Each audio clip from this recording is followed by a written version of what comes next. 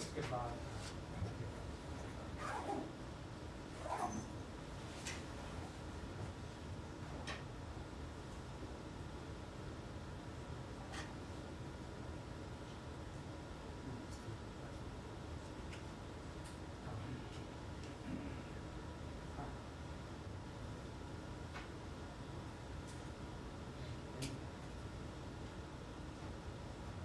मैंने पढ़ने साथ से साथ एक साथ स्टार्ट किया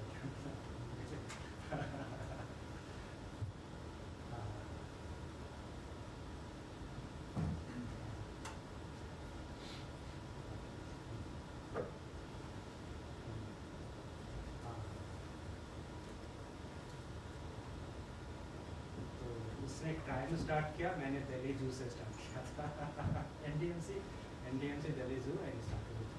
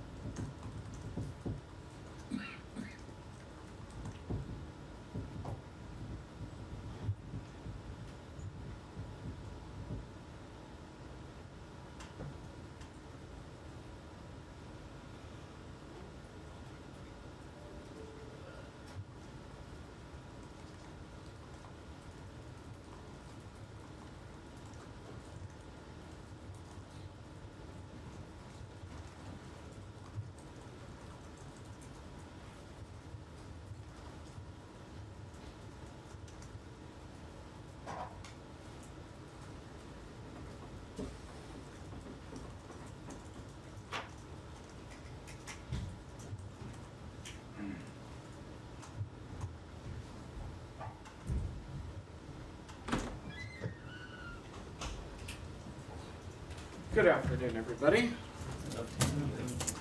I don't have any comments to offer at the top. Daphne, you want to kick us off? Yeah, thank you. On Gaza, Hamas has said it would not take part in a new round of Gaza ceasefire talks slated for tomorrow. Are your partners in Qatar still working to have Hamas represented? And if so, are you confident that they will end up being represented at the talks? I will let our Qatari partners speak to their own engagements. What I can say is that we are aware of those comments, and we fully expect these talks to move forward as they should. And our point of view is that all negotiators should return to the table and bring this deal to conclusion. It is far time for the remaining hostages to be released, which of course include American citizens, and bring relief to the people of Gaza under the deal that is now on the table. How can they move forward and make progress if Hamas is not there? So, as I said yesterday, our Qatari partners have assured us that there will be representation from Hamas, and I will let them, of course, speak to that, but I'm not going to get into more specifics beyond that. Okay, and what are the remaining sticking points or points on these ceasefire talks? So, as I've said a number of times this week, so I'm just not going to get into the specifics of the ongoing negotiations from a podium. It certainly wouldn't be helpful to an active and ongoing process. Has language around a permanent or temporary ceasefire been resolved? I'm just not going to get into the specifics of the negotiations. Jenny, go ahead. Can I try to follow up with Daphne's question? Hamas said they'd be willing to negotiate afterwards if there's a serious response from Israel. How does the U.S. take these comments? So, look, I spoke to this a little bit this week. When President of the United States, the President of Egypt, and the Emir of Qatar put out that statement last week, we saw very quickly that the government of Israel confirmed that their team was going to be present and will be at the ceasefire talks that are starting tomorrow, and that they are prepared to finalize the deals that are on the table. I'm not going to get into more specifics beyond that, and we'll just leave it there. Does the U.S. consider the proposals from the Israeli government to be keeping in the spirit of what the president outlined at the end of May? So our point of view is that the contours that the president outlined at the end of May very much continues to be what is shaping this conversation. But beyond that, I'm just not going to get into the specifics of the negotiations. Sean, go ahead. Qatar and Egypt have announced that both foreign ministers received calls from the Secretary of State today. Do you have any readout for these calls? We'll have some readouts to offer, I'm sure, in the next hour or so. We'll have some more to share this afternoon, but these calls are in line with the Secretary's continued engagement on the region and the engagement that he's been doing over the past many weeks, talking to counterparts, working to not only stress the importance and the vitality of getting this deal across the finish line, but also making clear to counterparts that any escalation is not in anybody's interest and certainly not in the interest of the region. Thank you. A couple of things. Yeah. Yesterday, of course, the State Department notified Congress about $20 billion in new weapons for Israel. I realize these won't be delivered for a number of years, 27 and onward. But nonetheless, the timing of this, just 2 days before the ceasefire talks, can we see any linkage to that? Is this comes, of course, after criticism of some of the far-right members. There was a very strong statement by the Secretary on Minister Ben-Gvir's visit to the Al-Aqsa Mosque compound / Temple Mount. Can we see any message in this, particularly in the arms sales? So, Sean, I think the way to look at this is that multiple things can be true and multiple things can be vitally in the interest of the United States. First and foremost, we are continuing to work to secure a ceasefire deal that would bring home all the hostages, that would help alleviate the suffering in Gaza. That certainly continues to be a priority for us. Simultaneously, we have a long-standing military and security partnership with the government of Israel. We recognize that Israel has a right to defend itself from terrorism and security threats. We also acknowledge and have talked a great deal about how Israel continues to face a myriad of threats in the region, not just from Iran, but also from its proxies, such as Hamas, such as Hezbollah, such as the Houthis. That's very much in line with what we've been talking about this week. And also is true, Sean, that there are actions that we think are counterproductive. We think they are a detraction from peace and stability in the Middle East. We also think that they are detractions from Israel's own security. Those things include what we saw Minister Ben-Gvir do yesterday. It's also when we see things like settlement expansions or things like that. Those are things that are not just inconsistent with international law. They are also, detract from our stated goal of a two-state solution and cause greater insecurity in the region. Sure. Specifically in the arms sale, Yeah. I mean, you and Matt have been asked numerous times about the use of U.S. weapons in incidents in which civilians were killed. Have there been any further assurances? I mean, is there a confidence going forward with these weapons have there been any assurances that more care is being taken that the U.S. weapons aren't involved? There, of course, is confidence, and as I have said a number of times when we've talked about this issue, there is a long-standing security partnership with the government of Israel, one that spans decades. But that does not change the tools and the mechanisms that the United States has at its disposal to ensure that certain U.S. articles are not being used improperly. That, of course, includes the CHIRG process, which we've talked about before. That includes the Leahy vetting forum. It also includes the policy and guidance that lives within the conventional arms transfer policy. And we also continue to have at our disposal actions that the United States can take to hold certain entities accountable should we need to. I'll let other people continue. Yeah. Saeed, go ahead. Thank you. Just actually where Sean left off on the weapons. Mm-hmm. I mean, you're saying that Israel's right to defend itself. We're talking about $20 billion on top of $3.5 billion last week or the week before. It's, paid for by American taxpayers. And that's larger than many, many countries, maybe 70% of all countries in the world. I don't know, I'm not an expert. To be used against defenseless people. Can't you tell the Israelis that they should not lower down the amount of damage, but they should not be bombing the places like Tabain School or UNRWA schools or hospitals and so on? Can you tell them that you must not in every engagement site, we stress the importance and the strategic and moral imperative our partners in Israel have to minimize impacts on civilians and to minimize civilian casualties. That being said, Israel absolutely has every right to defend itself. It has every right to hold to account the terrorist actors of Hamas that undertook the horrific October 7th terrorist attack. And Israel has also every right to defend itself from other malign actors in the region, whether it be Iran, whether it be Hezbollah or the Houthis or otherwise. Does Israel have a right to use Palestinians as human shield, as was reported in Haaretz? Are you aware of that report? I've seen that report. I've seen that report. Do you have any comment on that report? Is there any way for you to confirm it? I've seen that report, Saeed. They are these reports, they are disturbing, and we would urge Israel to immediately and transparently investigate these allegations and hold any potential perpetrators accountable. Israel has a responsibility to comply with its obligations under international humanitarian law, but I also just want to stress, Saeed, that they are just reports at this point, and that is why we would encourage Israel to look into what's going on. All right. Well, many of these weapons used were actually designed as bunker busters in Afghanistan, but that's another issue. Let me ask you something. The president said that he expects Iran to hold off on an Israeli attack if Gaza ceasefire is reached. How did the president arrive at this, or how did the government arrive at this? Through direct negotiations? Has there been like a promise by the Iranians, if you guys go effectuate a ceasefire, then we are not going to attack? I don't have anything else to offer on the president's comment, Saeed, beyond just saying that getting a ceasefire deal is of vital importance to the region. It could help release the hostages, including the remaining American citizens. It could create the conditions for an increased influx of humanitarian aid, and more importantly, it will help get this region out of these endless cycles of violence that we keep finding ourselves talking about. Yeah, on the talks, my final topic, where Jennifer left off on the talks. Now, Hamas is saying, look, we're not going in. We already agreed to what was proposed to us back in 31, and so May 31. Now the Israelis are changing their terms.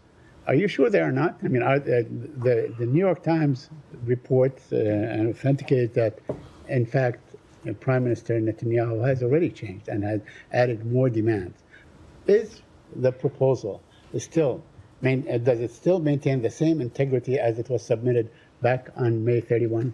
So, Saeed, I'm just not going to comment on purported or alleged leaks of documents and on private diplomatic conversations. What I can say is that the ongoing conversations have and continue to have the contours of the plan that President Biden laid out at the end of May that had support from the Arab world, has support from the UN Security Council, has support from allies and partners like NATO and the G7, and that's what we'll continue to remain focused on. But you would agree that if the proposal was changed, then I'm just not going to get into the specifics of the process, Saeed. Thank you. Alex, go ahead. Thank you, Vedant. Quickly on Austin, if I'll move to Ukraine after that. The Secretary issued a statement this morning saying that we have repeatedly offered to find a way to bring him home. And of course, can you please provide with more details demonstrating what you mean by that? When did you offer to whom and when last? I'm not going to do that, Alex, for the very reason that these are issues are sensitive. What I can say, and I will just echo what the Secretary said, is that for more than a quarter of his life, Austin has been separated from his family and held in unknown conditions. We know that the Syrian government has held Austin, and we have repeatedly offered to find a way to bring them home. We also believe that the Syrian government can help end Austin's captivity and provide an accounting of not just his whereabouts, but the fate of other Americans who went missing in Syria. And this is something that is so personal to not just Secretary Blinken, but also personal to President Biden. And this is something that we're going to continue to work around the clock. Just so we understand the timing, by saying we, you mean this administration has offered you in the past 3.5 years. Is that the case? That is correct. Thanks so much. Yeah. On Ukraine, with Assistant Secretary O'Brien being in here, can you give us basically latest update? Do you have better sense of the situation on the ground? Look, Alex, our engagement with Kyiv and Assistant Secretary O'Brien's visit continues to be in line with this administration's long support of our Ukrainian partners. I understand he had a number of government-to-government engagements on ways in which we can continue to support our Ukrainian partners. As you saw, I think late last week, we announced another presidential drawdown authority, and I expect we'll continue to stand shoulder to shoulder with our Ukrainian partners. I don't have any announcement or anything to preview right now, though. On the issue of the question of untying Ukrainian hands, we've been raising the past couple of days, and your answer has been, basically this is based on the situation on the ground, the military situation. Now, with Ukraine changing the front line well back into Russia during the past couple of days, why still letting Putin enjoy sanctuary inside Russia? So I'm just not going to preview any actions, Alex, and I will let our Ukrainian partners speak to their own military operations. One on Ukraine, then I'll go back to that row. Go ahead. Just the Ukrainians said today they're going to have some sort of buffer zone in presumably in Russia, but the Russian-Ukrainian area. I mean, this is something that's tried in other parts of the world. Does the U.S. have any stance on this, particularly when territorial integrity is what the U.S. is? I don't have any immediate reaction, Sean. I'd have to have our team look into further what exactly our Ukrainian partners are referring to and what the contours of such a plan would be. So I'm happy to check and get back to you. Thanks. Sure. Go ahead. Are you able to say whether U.S. weapons are being used in the offensive in Kursk? I will let our Ukrainian partners speak to their own military operations. And what concerns, if any, does the administration have about U.S. weapons potentially being used in the offensive? Look, Daphne, I think we've danced around this issue this whole week, and I will echo what I said to Alex and a couple others. Again, the only reason that you and I are even having this exchange is because Russia is a country that in February of 2022 attempted to subjugate Ukraine's borders illegally and in total violation of the UN Charter. And so our responsibility as the United States is to continue to stand with our Ukrainian partners. That's what we'll do. As it relates to some of these specific activities, the U.S. has not been engaged or involved in any of the planning or preparation for that, but we continue to have a responsibility and will stand with our Ukrainian partners as they defend themselves. So is the U.S. okay with it if Ukraine does use U.S. weapons in this incursion? Our policy has not changed, Daphne.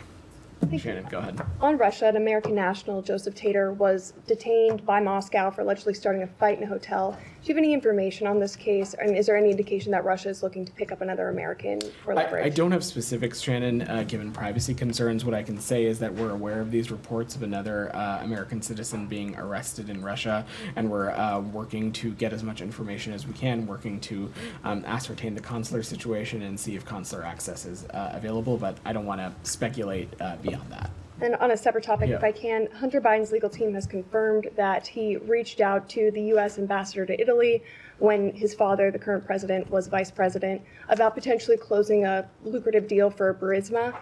Do you have any information on that? Can you confirm that what Hunter Biden's legal team is saying, that there was no meeting, nothing productive came from that outreach? So, look, I will. The department would defer to Mr. Biden's representatives on any questions as it relates to his correspondence. I will say that the documents that you're referring to were released as part of an ongoing Freedom of Information Act request, and as consistent with longstanding department policy, we will be those documents will be made available to the public in the coming weeks. We do not have any additional perspective to offer on the production of these documents, given that it is tied up and as part of ongoing litigation. But broadly, let me just say, individuals from all over the world and from varying sectors seek counsel, advice, information from our ambassadors and principal officers at our embassies and consulates around the world. The department takes every responsibility to evaluate those requests on their merits, and we act appropriately. And on those documents, the timing, the New York Times has been seeking them for quite a while. They were only released after the president announced he won't seek re-election. Is there anything to that timing? And the initial letter from Hunter Biden was never released by the State Department. Will the document be made available? I would not read into anything into the timing. These FOIA processes are long, robust processes, and they are frankly independent of what else is happening in the world, but I'm happy to check if we've got anything else to offer on the timeline. So follow up. Yeah, go ahead. Would you just say, generally speaking, I know you went into some of that detail, would you say generally speaking that is a common practice, that individuals here in the U.S. would reach out to embassies internationally and seek Are you their asking guidance? me if American citizens reach out to embassies and consulates For around guidance their world? and for specifically for introductions or meetings, et cetera? As I said, American citizens of varying backgrounds, of varying from varying sectors of the world reach out to our embassies, either directly to staff, either directly to our ambassadors or our principal's officers, seeking advice, seeking help, seeking a question, looking for information, looking for a question answered. And the department, we look at that and we act on those based on the merit, and we act appropriately in every instance. Michelle. Yeah, ahead. can we go back to the Middle East Sure. again? I know that Mr. Hochstein works for the White House, but he was in Beirut today. Did he make any progress in his discussions there? And did he bring to the table any new ideas or offers? Again, I'll let, as you so note, Mr. Hochstein works at the White House, and I will let them speak to any specifics as it relates to travel. But senior administration officials across this government are laserly focused, whether they work here at the State Department or elsewhere, on doing everything they can to get this ceasefire deal across the finish line, or doing everything they can to de-escalate tensions and make clear to any relevant actor that escalation is not in anybody's interest. On Iran, Yeah. a cyber attack targeted the central bank of Iran today and the bank's sector. Do you know who was behind the attack, and do you have any comment on that? I don't have any information there, Michelle. And on Lalit. Sudan, too. Okay. On Sudan, Yeah. if you don't mind, what do you expect from the Switzerland talks on Sudan in the absence of the SAF? And why did the U.S. insist on inviting UAE to the talks when SAF considers it involved in the conflict? So today's opening session included international and technical partners. That included representatives from Switzerland, the Kingdom of Saudi Arabia, Egypt, the UAE, the African Union, the United Nations, and we are there with a laser focus on ensuring that the SAF and RSF comply with their Jeddah commitments. In the Jeddah Declaration, both the SAF and RSF committed to expanded discussions to achieve a permanent cessation of hostilities. We call on both sides to honor these commitments and to participate in Switzerland. What is happening in Sudan right now is one of the most dire humanitarian situations in the world, and so there is a moral responsibility for the United States and other like-minded partners to try and come together and see what else can be done to help alleviate that situation. I'm not going to get ahead of the talks beyond that, but these talks are going to move forward, and we expect them to continue. Lala, there's a couple more on the Middle East. Let me get to that, and then we can come back to UAE? Vedant, why did the U.S. invite Michelle, there are a number of relevant countries who have a vested interest in seeing a cessation of hostilities in Sudan, and so it's, we welcome any country that shares that like-minded goal to participate. Nadia. Just very sorry. Yeah. Do you expect the Sudan armed forces to come eventually? We have stressed that they have a responsibility to be there, and we'll continue to make that clear, but I don't have any updates on that. Nadia, go ahead. Thank you. In an interview with AP, a spokesman for Hamas said that he does not believe that the U.S. is an honest broker. And well, the United States doesn't think Hamas is an honest broker. Okay. So basically, if he says that, and he said that they accepted the president proposal, but you guys are not willing to publicly criticize the Israelis, especially Netanyahu, who obstructed these deals many times. Why do you believe that Hamas now is the onus on them to show up in this negotiation? What makes you confident that they have to come? I'm not going to. They're not going to come. Nadia, I know you were a couple minutes tardy. I'm not going to get into the specifics of the negotiation process. What I can say is that our partners in Qatar have spoken to us about making sure that there is representation from Hamas so that these talks can go forward. I'm not going to get ahead of that process. I spoke a little bit about that this week as well.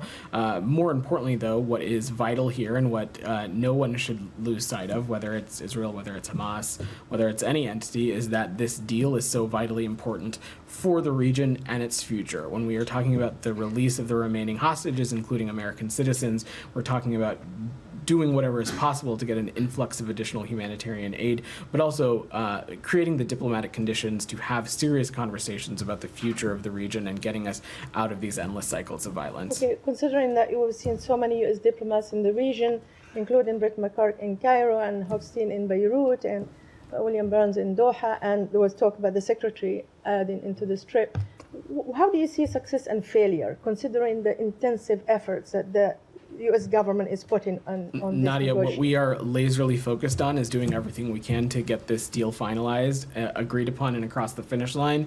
And you have officials across the administration focusing on that. I will let various other entities speak to their own principles travels, but the secretary, as you know, we spoke a little bit about it as you were walking in. He's had a number of calls this morning that we'll read out in more detail later, but also has been working the phones over the past many weeks with a clear message to anybody who's on the phone with, that this ceasefire deal is of vital importance and we need to do everything we can to get it done, and that escalation is in no one's interest and certainly not in the interest of the region. Okay, and just finally, I don't know if you answer this question or not, but you often condemn Hamas for using Palestinians as human shields, and there is this big investigation now by an Israeli newspaper saying that the Israeli army has systematically using Palestinians as a human shield because they believe their lives is superior to the Palestinians. So do you condemn the Israelis for using Palestinians for the same purpose that you condemn Hamas? So your colleague Saeed raised this issue before you walked in, and I will just echo that these reports are incredibly disturbing, and we urge Israel to immediately and transparently look into these allegations and hold any perpetrators accountable. But I also just want to stress, as I did with Saeed, that these are just reports at this point, and so what we would call on is for Israel to look into this and ascertain what's actually going on. So what make these reports and Israel and Hamas using Palestinians as human shields as fact on the ground? There Since is you're not there and you don't really verify. Nadia. We know with incredible certainty that Hamas has a clear track record of using civilian infrastructure and protected facilities as areas of operation, as bases, and using as civilians as human shields. That is not hyperbole. Can I follow up Sure. on this, Hamas using civilians as human shields? 2 weeks ago, I asked you about a photo of Israeli soldiers posing in front of the Turkish-Palestinian Friendship Hospital, and there were also reports that the IDF was using this hospital as their military base. I asked you about this, and you responded by saying that, you asked Israel for further information. Did they get back to you? Do you have any updates on that? I don't have any specifics to offer as it relates to that at this time, but I will just echo what I said then, in that any kind of violent or kinetic activity so close to a hospital, we certainly would take issue with. But Hamas, of course, does have a track record of using civilian infrastructure, including hospitals, as bases of operations. As it relates to what is happening in that picture or the specifics around that operation, I will let our partners in Israel speak to. Can I just follow up on some of that? Yeah. In the absence of this ceasefire for hostage release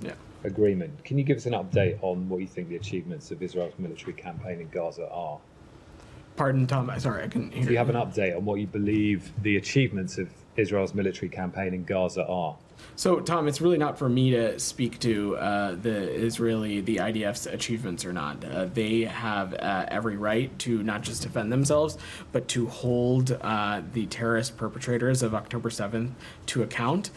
They also, we share their stated goal of defeating Hamas, and that continues to be what we're focused on as well.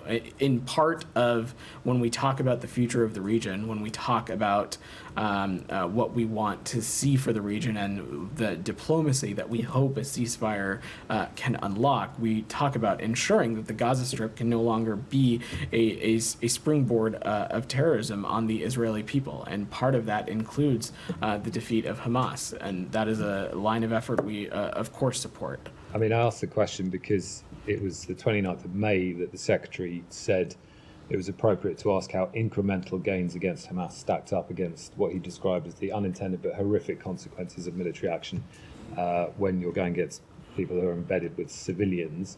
That was after the deaths of at least 45 people in a tented encampment after an Israeli airstrike. I mean, we've now had reportedly more than 100 people killed in a school in Al Tabin over the weekend.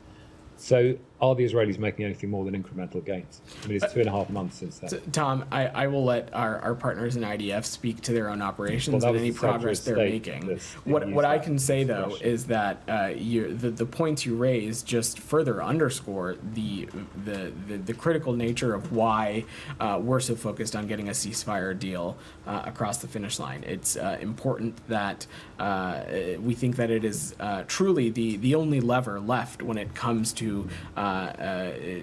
stopping the suffering, stopping the endless Is it the loss only of lever, life. a ceasefire? It's not. I mean, you have leverage in terms of stopping arms to Israel. So, Tom, we have a long-standing security relationship with Israel, and it's totally appropriate if you and others feel that maybe that perhaps shouldn't be the case. But Israel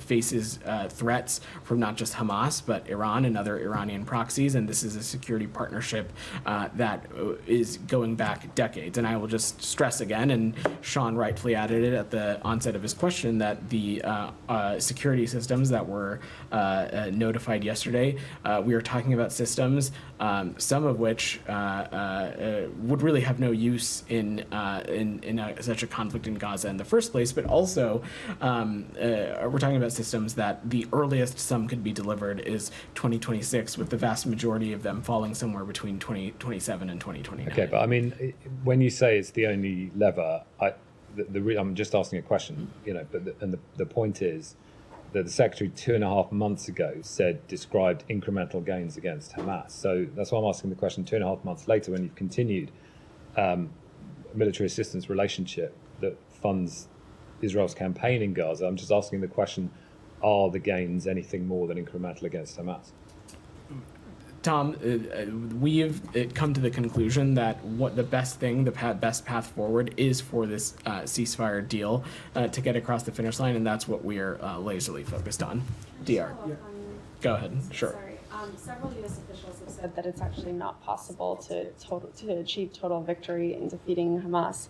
Given that, does the U.S. really share Israel's goal of defeating Hamas? We do, and we think that a ceasefire deal is the first step in a direction of ensuring that the Gaza Strip can no longer be used as a springboard for terrorism against the Israeli people. And do you think it's achievable? Again, I will let our Israeli partners speak to their own operation, but we are committed to doing everything we can to make sure that we get this region out of this endless cycle of violence, and that, the Gaza Strip can no longer be used as a launching pad for terrorism against Israel. DR, go ahead. Daphne, you've got like 6 questions. I'm going to work the room. DR, go ahead. There are some reports suggesting that the U.S. and Iraq has reached an agreement about the withdrawal of the U.S. forces in Iraq, and it starts next month. And also the Iraqi foreign minister is scheduled to visit Washington, D.C. to meet with the U.S. officials on this agreement. Do you have anything to share with us on this? So we have held discussions with the government of Iraq on the future of Operation Inherent Resolve since last year. This includes when Prime Minister Soudani met with President Biden here in D.C. in April. And at no point did we discuss the withdrawal of U.S. forces from Iraq, but we continue to discuss the transition to what we would say a bilateral security partnership, as highlighted in Prime Minister Soudani's readout of his call with Secretary Blinken. These discussions are ongoing, and it is a process that builds on previous bilateral strategic discussions, and it's rooted in what I would say, which is our mutual commitment to security cooperation and a shared interest in regional stability. But I don't want to get into more specifics beyond that, and I'm sure my colleagues at the Pentagon can talk more. No agreements been reached between you and Iraq? No conclusive assessment to offer. And do you have any updates on your diplomatic engagement with Iran about their attacks on Israel? Said asked you about the president's comments. What makes you expect Iran is not attacking Israel if you get a ceasefire deal? So look, I'm not going to speculate on any kind of timeline or window as it relates to a response or any kind of retaliation. What I can say is that Secretary Blinken, the president, others across this administration have been deeply engaged in sending a clear message about de-escalation and sending a clear message that every thing needs to be done to get this ceasefire deal across the finish line. Jenny, I said your hand up. Just to follow up on Iran, is it still the case there's been no direct engagement between the U.S. and Iran? That is the case. And do you feel that your deterrence efforts have worked, given that there hasn't been a retaliatory act? I just don't want to speculate again on a window or any possible retaliation or response, Jenny. I will use the chance to again echo what I've said, which is that the calls that the secretary has had today, the calls that he's had earlier this week, last week, he is deeply engaged on this issue and using every possible opportunity to not just stress the importance of getting the deal done, but also stressing the importance of de-escalation. And then to follow up on one thing you said in response to that Haaretz report, you called on the Israeli government to transparently look into these. The State Department has called a number of times for the Israeli government to look into reports of abuses. Have they ever gotten back to you with any sort of answers on these reported abuses that are taking place? There is a close information sharing relationship between us and Israel. I'm obviously not going to speak to every single issue or every single incident that's been raised, but there is a close information sharing relationship with Israel, and we, in this instance, would welcome them sharing more information with us on what transpired. Lalit, go ahead. Thank you. I wanted to check with you if U.S. is in touch with India on two specific issues in the region. One, Bangladesh, development in Bangladesh, the security situation, human rights issues, and the restoration of democracy in that country, and also about Prime Minister Modi's trip to Ukraine later this month.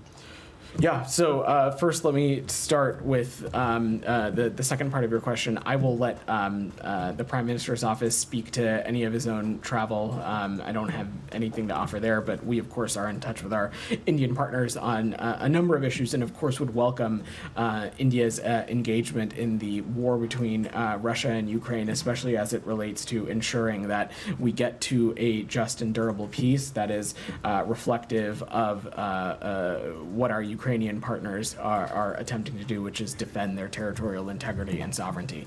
On the topic of Bangladesh, we have been in touch with our Indian partners as well as other countries in the region to discuss recent events. I'm not going to get into private diplomatic discussions, but we continue to push for an end to violence in Bangladesh, as well as continuing to push for accountability and the respect for rule of law. A quick follow-up on Bangladesh. Over the weekend, two Indian American congressmen, Radha Krishnamurthy and Sri Thaneda, wrote separate letters to Secretary Blinken, seeking his intervention and help in protecting the lives of Hindus in Bangladesh. Has Secretary received those letters? Is he addressing the issues raised by these two congressmen? So what I can say is that we engage with partners in Congress regularly. I'm not going to get into specific letters or engagements, but let me just note that the interim government, we welcome Dr. Yunus's call for calm and an end to the recent violence of the new, and as well as we welcome the new government's focus on restoring security and the protection of members of minority communities as well. One more on India. Yeah, go ahead. On annual 2+2, given that the Secretary has a very tight schedule this year, elections are happening, do you think the 2+2 will happen this year or will it push to next year? Oh man, Lalit, you're asking me to look into a crystal ball of what travel and engagements we might have over the next 5-6 months. I don't want to speculate. What I can say is that when it comes to our partnership with India, it is robust. It is one that we are focused every day on growing and strengthening, and it's something that I know is shared by our colleagues at the Department of Defense. But as it relates to any kind of specific 2+2 meeting or engagement, I just don't have anything to preview. One final one, I can ask you. What is Secretary's expectations from the new role that he has given to Rich Verma on Ukraine? Yeah. So to take a step back, Deputy Secretary for Resources and Management, Rich Verma, is going to be carrying on the work that Special Envoy Penny Pritzker has started when it comes to reconstruction and economic issues as it relates to our Ukrainian partners. And really, I think Deputy Verma is going to continue to build on the foundation that Special Envoy Pritzker laid when it comes to private sector engagement, when it comes to working with our allies and partners to marshal the economic support that we know is so critical to the future of our Ukrainian partners. Deputy Verma is an experienced diplomat with extensive experience, not just in government, but also in the private sector. And so I think he has a unique position and a unique perch and a unique perspective to bring in continuing to build on Special Envoy Pritzker's work. In the blue in the back, go ahead. Thank you, Vedant. On Afghanistan, I'm not sure if you've seen, but the Taliban has been posting a video on social media of a military parade online, purporting them showing and operating U.S. weapons. Can you confirm their claims are true? Do you have any comment? To our knowledge,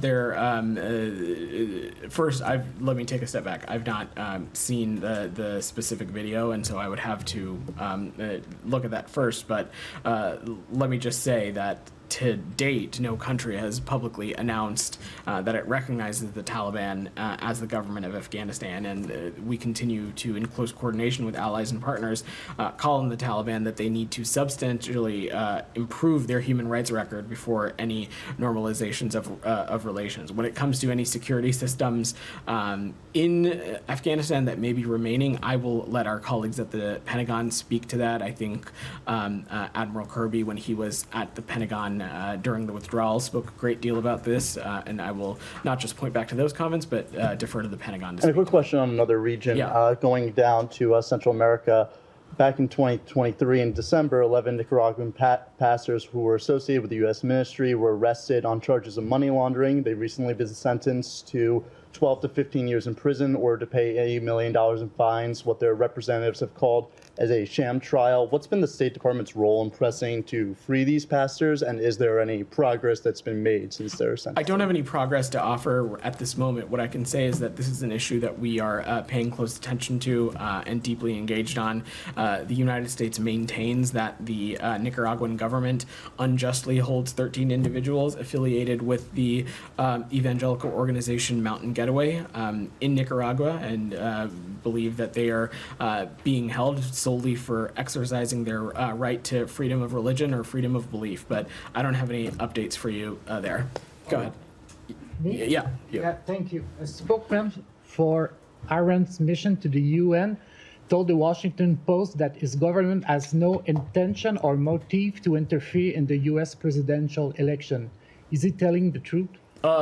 Well, a report from our Office of National Intelligence would certainly say otherwise. Look, we have long spoken about how Iran has had lines of efforts to maliciously influence elections, not just here in the United States, but elsewhere.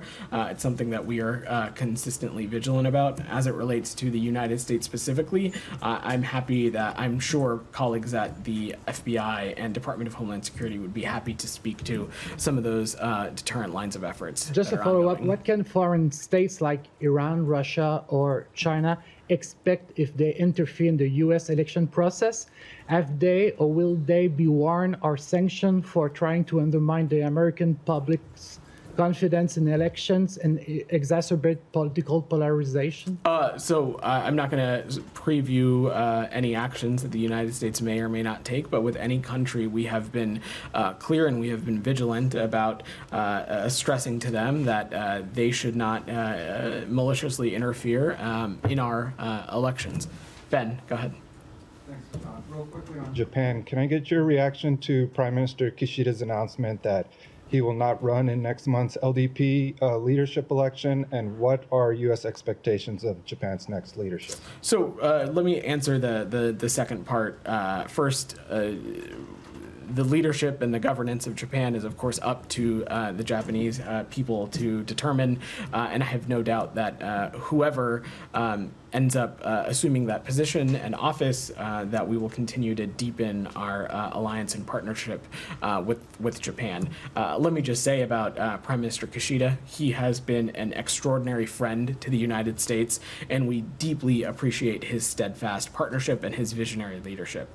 Under his leadership, the Japan and U.S. alliance has been brought to greater heights, and it is truly evolved into a global partnership where we stand shoulder to shoulder with each other, promoting our shared values and interests. His April visit to Washington, D.C., where he met with the president, where he spoke to Congress, very clearly highlighted this, and we were very proud to work with Prime Minister Kishida on during his tenure at the G7, as well as issues surrounding condemning Russia's war against Ukraine. All right, thanks everybody. One more Asian. Oh, sure, go ahead. Just Thailand. Yeah. Your favorite. Everybody loves Thailand, but a very different political process than in Japan. The Constitutional Court has sacked the Prime Minister over the appointment of a minister who had a conviction. I'm not asking you whether the U.S. thinks that people with convictions can run for office, but in terms of this, in terms of the political situation in Thailand, this comes after the most popular politician, Mr. Pito, is also disqualified. Yeah. Does the U.S. have any broader concerns about Thailand? So I saw what you did there and how you asked that question. We are, let me just take a step back, though, to say that we are aware of today's ruling by the Thai Constitutional Court to dismiss Prime Minister of Thailand and the entire cabinet. We are eagerly waiting and look forward to the selection of not just a new Prime Minister, but also a smooth transition of power. Our commitment to the U.S.-Thai alliance and partnership does not change. There's a shared history here, shared interests and common values between both of our countries, and so we will let this process play out, and I don't want to get ahead of that. All right, thanks everybody.